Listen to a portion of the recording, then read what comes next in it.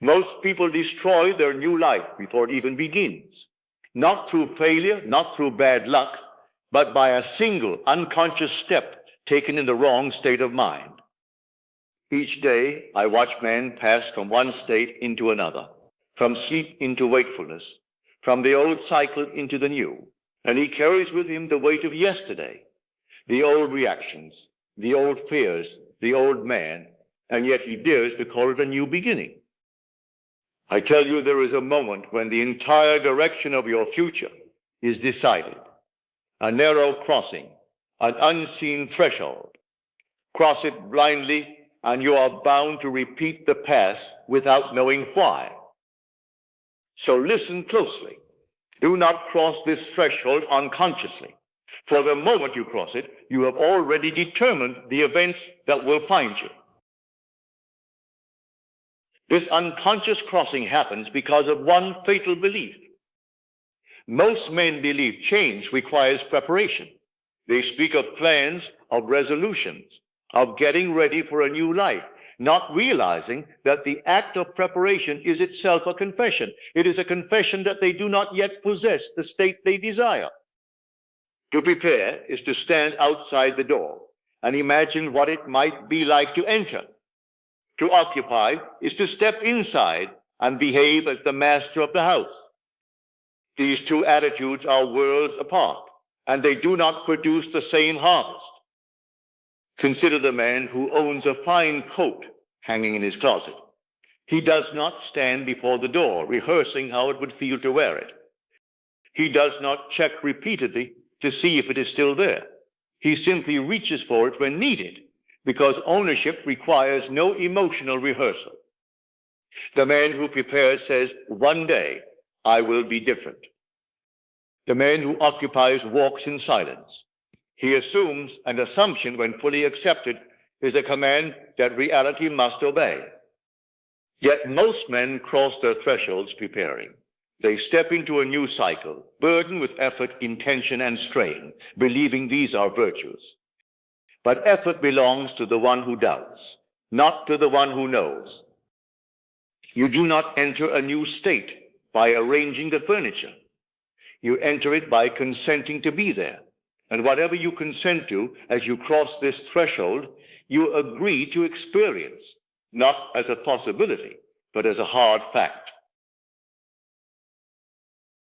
When a man boards a train with a valid ticket, he does not argue with the conductor. He does not pace the aisle in anxiety, nor does he repeatedly ask whether the train will truly arrive. He sits because his destination is already settled. The ticket is not the journey. It is the right to arrive. And once that right is assumed, movement takes care of itself. The rails do not ask for effort, only direction.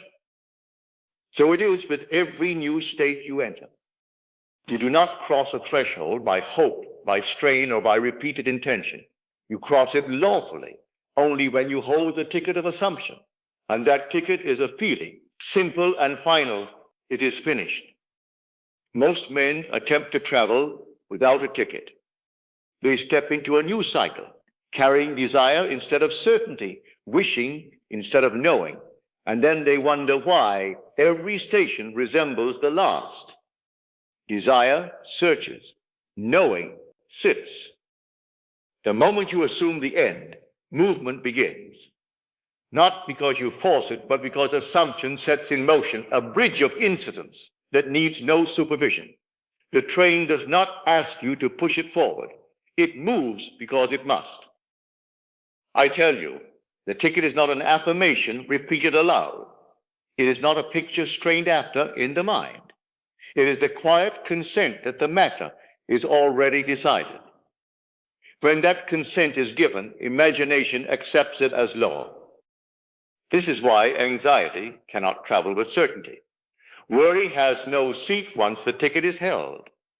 The man who knows where he is going does not watch the clock. He rests. Therefore, before you cross any threshold, examine your hands. Ask yourself what you are holding. If it is effort, you will labor. If it is hope, you will wait. But if it is the quiet feeling of completion, you will arrive. To secure this ticket, there is a simple act that seals the crossing. It is not performed by looking forward with hope, but by looking backward with understanding. Most men stand at the edge of a new cycle, staring into the future, asking what it will bring. They peer ahead with desire, with fear, with question, and in doing so, they confess uncertainty. But the law does not answer questions. It responds to acceptance. The wise man completes the room before he enters it. He does not wait for experience to justify his feeling. He gives the feeling first, and experience rearranges itself to follow. This is the Retrospective Act. You stand at the threshold and you look back upon the cycle you're about to enter as though it were already behind you. You say within yourself, not as a wish, but as a fact, it ended well. You do not revise details. You accept completion. Gratitude here is not politeness. It is proof. To give thanks is to acknowledge receipt. And imagination accepts acknowledgement as evidence. What you thank for is what you have received. When you complete the cycle inwardly, you deny the future any unfinished business. There is nothing left to resolve, nothing left to chase, nothing left to fear. You have closed the account. This is how you deceive time. You finish before you begin. And when you cross, you do not cross into uncertainty, but into confirmation. For life can only echo what has already been accepted as done.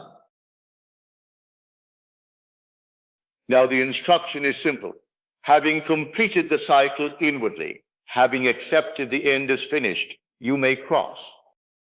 Do not cross with questions. Do not cross with bargaining, nor with silent conditions placed upon life.